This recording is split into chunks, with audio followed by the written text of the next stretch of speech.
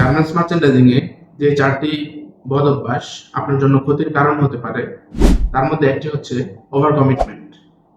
যেমন factory capacity না জেনে বাইরের কাছ থেকে অর্ডার কনফার্ম করে ফেলা, অথবা ফ্যাব্রিক লিড টাইম না জেনে অর্ডার কনফার্ম করে ফেলা, অথবা বায়ারের কোনো মেইল আপনি নিজে চেক না করে সেটা বায়ারকে রিপ্লাই নো প্রবলেম অথবা উই উইল ম্যানেজ এগুলো বলে ফেলা।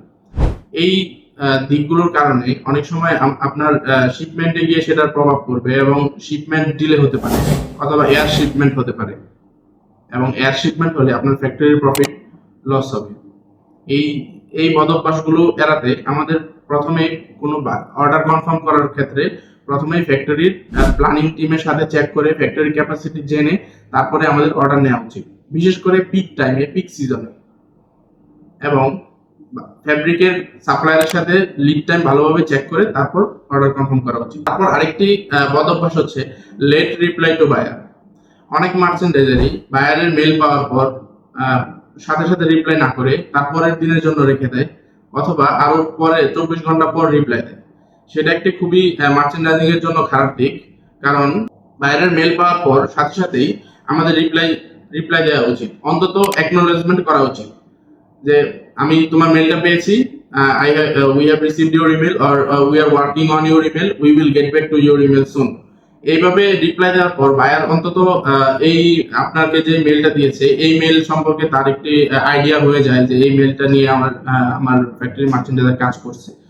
সো বায়ারের কাছ থেকে মেল পাওয়ার পরে আমাদের অন টাইমে রিপ্লাই দিতে হবে এবং কোনো ডিলেতে রিপ্লাই দেওয়া যাবে না। মার্চেন্ডাইজারদের আরেকটি বদ অভ্যাস হচ্ছে ফ্যাব্রিক অথবা কোনো ইম্পোর্টেড অ্যাক্সেসরিজ দেরিতে বুকিং দেয়া। আসলে এখনকার সময় খুবই ফাস্ট ফ্যাশনের যুগ, বায়ারগুলো খুবই লিড টাইম ধীরে ধীরে কমিয়ে দিচ্ছে। সো লিড টাইম এখন খুব টাফ, খুবই অল্প লিড টাইমে অর্ডার নিচ্ছে ফ্যাক্টরিগুলো। এর মধ্যে যদি আবার ফ্যাব্রিক অর্ডার কনফার্ম হওয়ার পরে ফ্যাব্রিক বুকিং দিতে এক সপ্তাহ চলে যায়, তাহলে সেই এক সপ্তাহ কিন্তু লিড টাইম থেকে কমে গেল। তখন ফ্যাব্রিক ইন হাউস হতে দেরি হয় এবং এই দেরি হওয়ার কারণে সেটা লিড টাইমে ইম্প্যাক্ট করে এবং ফ্যাব্রিক সেটা শিপমেন্ট ডিলে হয় এবং শিপমেন্ট ডিলে হওয়ার কারণে শিপমেন্ট এয়ারও হতে পারে এবং ফ্যাক্টরির প্রফিট লস হতে পারে।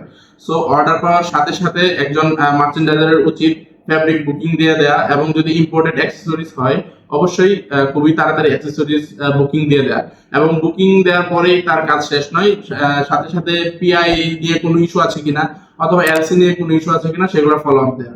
মার্চেন্ডাইজিং এ আরেকটি বদ অভ্যাস হচ্ছে আমাদের কোনো মার্চেন্ডাইজারের ফলো আপ না করা। অর্থাৎ আমরা কোনো একটি ফ্যাব্রিক বুকিং দিয়ে অথবা অ্যাক্সেসরিজ বুকিং দিয়ে আমাদের দায় শেষ বলে মনে করি বা আমাদের দায়িত্ব শেষ বলে মনে করি, আমরা কোনো ফলো আপ দেই না।